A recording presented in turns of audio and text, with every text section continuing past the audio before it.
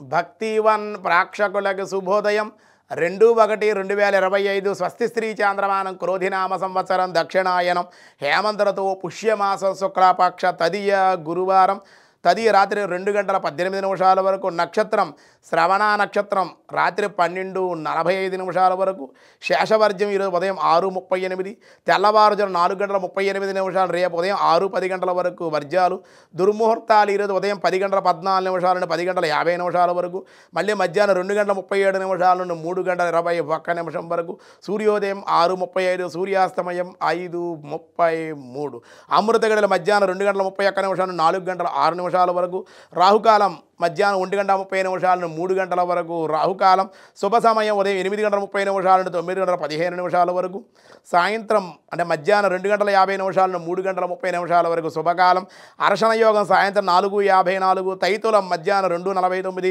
గరంజి రాత్రి 2:18 దినారంభ చక్రాన్ని బట్టి ద్వాదశ రాశుల వాళ్ళకి ఎలా ఉందో చూద్దాం. ముందుగా మేషరాశి పాతమిత్రులు కలుసుకొనుట గృహోపకరణ వస్తువులు కొనుట వస్త్రలాభాలు ఉన్నాయి. వృషభ రాశి ఆర్థికంగా అనుకూలంగా ఉంటుంది. బంధుమిత్రుల కలయిక వాహన సౌఖ్యం ఉల్లాసంగా ఉంటారు. మిథున రాశి ధనము చేతికందుట ధైర్యంగా సమస్యలను కుటుంబంలో ఎదుర్కొనుట జరుగును.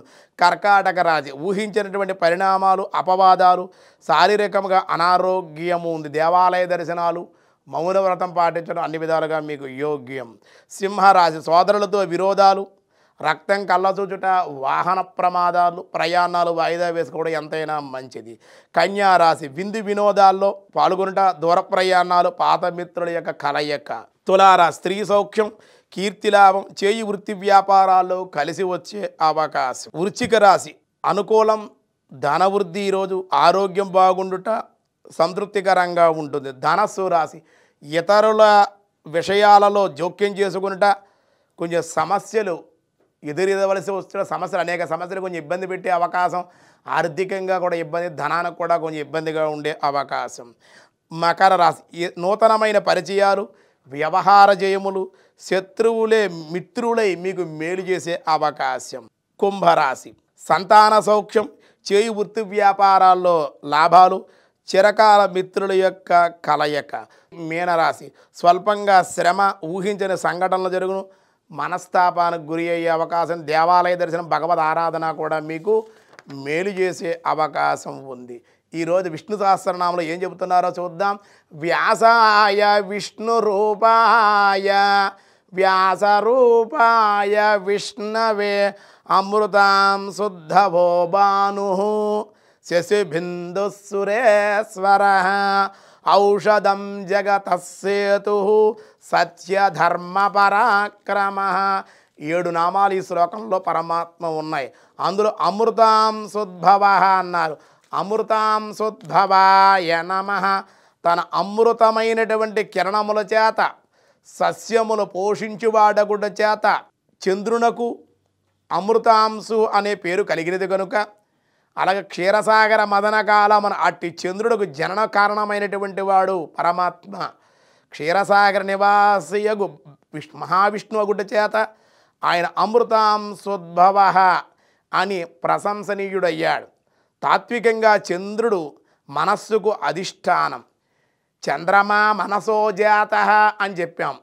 హృదయమును క్షీరసాగరమున దేవాసులు అనగా దేవతా గుణములు అసుర గుణములు మదనము తీవ్రమగు సాగించుట వలన అందుట వివేక బుద్ధి చంద్రుడు ఉదయించాడు అని అర్థం అన్నమాట. సూర్యుడు చైతన్యమునకు అధిష్టానమగుట చంద్రుడు జడమగు నక్షత్రాలకు అధిష్టానము సకల క్షేత్రములకు భగవానుడే కారణమగుట చేత అమృతాంశోద్భవ అని ప్రసిద్ధి నామంతో విఖ్యాతుడయ్యాడు. చంద్రుడు చంద్రాంశు ఆయనే.